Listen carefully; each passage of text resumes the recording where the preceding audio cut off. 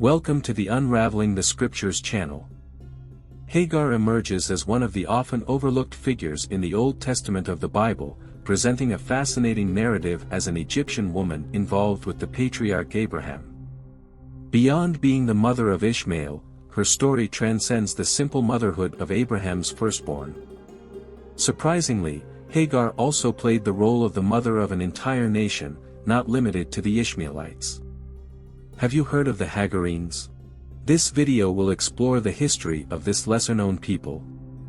So, I invite all of you to leave your likes, comments, subscribe to the channel, and, of course, share this content with others.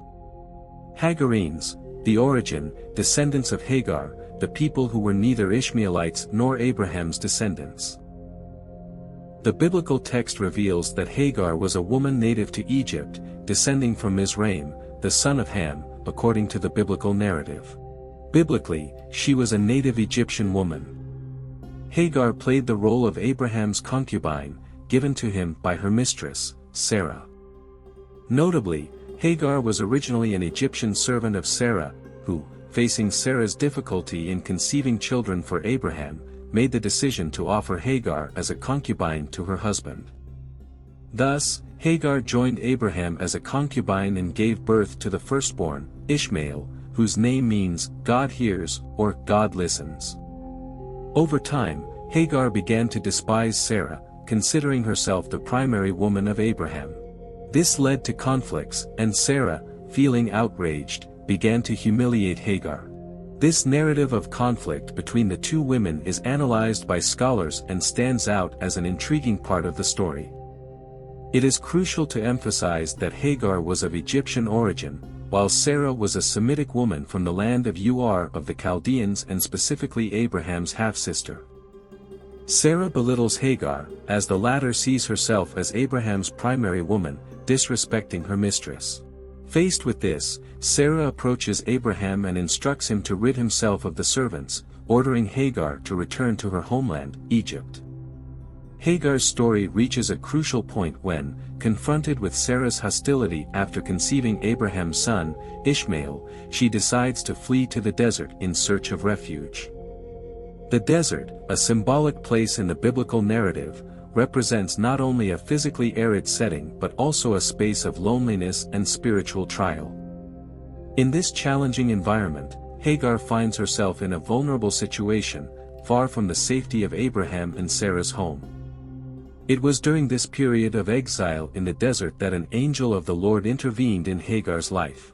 This divine encounter not only brought comfort but also conveyed a message of transcendental importance.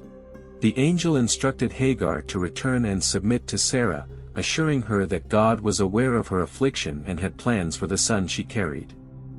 This episode highlights not only God's compassion but also how he uses celestial messengers to guide and comfort the afflicted in moments of distress. The desert, which could have been a place of despair for Hagar, became a transformative setting where she experienced the divine presence in a unique way. The encounter with the angel not only guided Hagar back to her designated role but also laid the foundation for the fulfillment of the prophecy related to the son she carried. This part of Hagar's story highlights the complexity of the spiritual journey, where moments of isolation and challenge can become opportunities for divine intervention and the fulfillment of God's promises.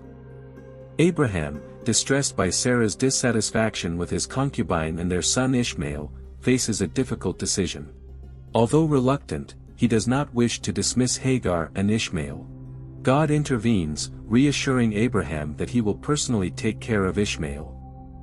Addressing Abraham, God proclaims his promise for Ishmael, who, while praying in the desert, was heard by God. An angel is sent to prophesy about Ishmael and Hagar, announcing that Ishmael would be the father of 12 princes, leaders of 12 tribes, with a numerous and fearless offspring. It is interesting to reflect on this in light of ancient Semitic traditions, as Abraham, despite being a Semitic man, disobeyed traditions by having a relationship with Hagar, an Egyptian woman, contradicting God's word that promised descendants through Sarah. Thus, by disrespecting traditions and disobeying the divine word, Abraham sinned in conceiving Ishmael with Hagar, even though the son was blessed as a descendant of Abraham. After Abraham sends Hagar and Ishmael away, the child grows, and Ishmael becomes a skilled archer. He decides to head to the land of Egypt, where his mother arranges a marriage with an Egyptian woman. Ishmael marries, has sons and daughters, prospers greatly, and is blessed by God, who also blesses his mother, Hagar. There are accounts that after an encounter with an angel of the God of Abraham, Hagar starts worshipping this God. The story reveals a distinction but also a proximity between two peoples. The Ishmaelites, descendants of Abraham through Ishmael, gave rise to Arab tribes in the Middle East. On the other hand, Hagar also had descendants, less discussed, but probably after leaving the presence of Abraham and Sarah, she remarried in Egypt and, along with Ishmael, journeyed in the Sinai Peninsula. Thus, Ishmael founded the nation of the Ishmaelites, who later joined the Midianites due to kinship and proximity. On the other hand, Hagar contributed to the formation of the Hagarenes, also known as Hagarenes. The Hagarenes constituted a people who did not descend from the lineage of Ishmael but exclusively from the lineage of Hagar. Hagar, as a matriarch, gave rise to a people that carried her own name. Unlike the Ishmaelites, who bore the name of Ishmael and his sons, such as Nebaioth, who gave rise to the Nabatean tribe, the Hagarenes were identified in texts as such, emphasizing a distinction from the Ishmaelites. According to ancient Semitic traditions, the ancient Semites used to adopt the name of the patriarch. In the case of Hagar, being an Egyptian woman, her people did not follow this tradition, carrying her name instead of the husband's name.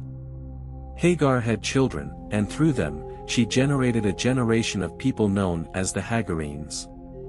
Despite the Ishmaelites being more closely linked to the ancient Midianites and even the Edomites, descendants of Esau, the Hagarenes maintained proximity with the Ishmaelites. It is interesting to note that the Hagarenes were not descendants of Abraham but exclusively of Hagar. They did not adopt the tribalistic practice of naming their descendants based on the patriarch, the people, or the tribes, unlike the Ishmaelites and other Semitic peoples. Some verses in 1 Chronicles, chapter 5, verse 10, mention the interactions of the Israelites with the Hagarenes. In this account, during the reign of King Saul, the Israelites faced the Hagarenes and defeated them, forcing them to dwell in tents throughout the eastern region of Gilead.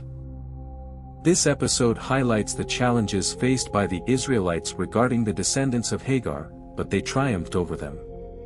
In another passage, in 1 Chronicles, chapter 5, verses 19 and 20, more battles between Israel and the Hagarenes are reported, as well as some tribes descended from Ishmael, including Jetur, Naphish, and Nodab.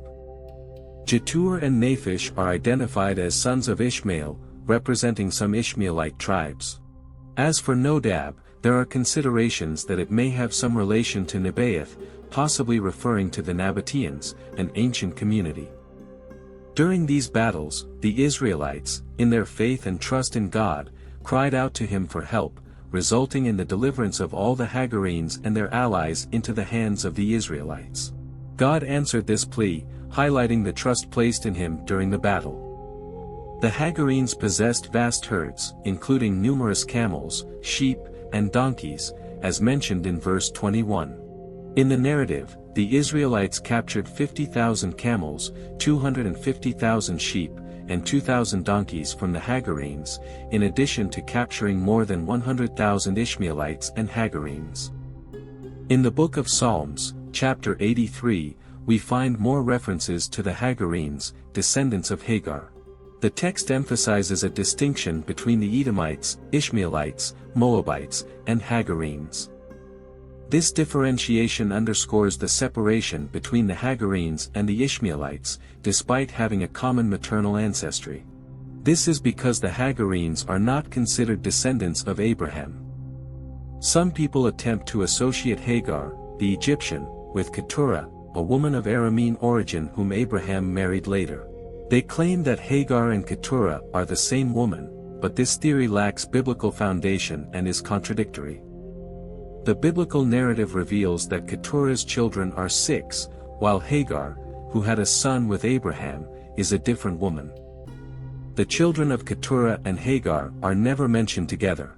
I appreciate everyone who has watched the video up to this point. May you all be with God, and stay tuned for the next video on the channel. I hope you have enjoyed the exploration of the origin of the Hagarenes or Hagarites, descendants of Hagar. See you soon.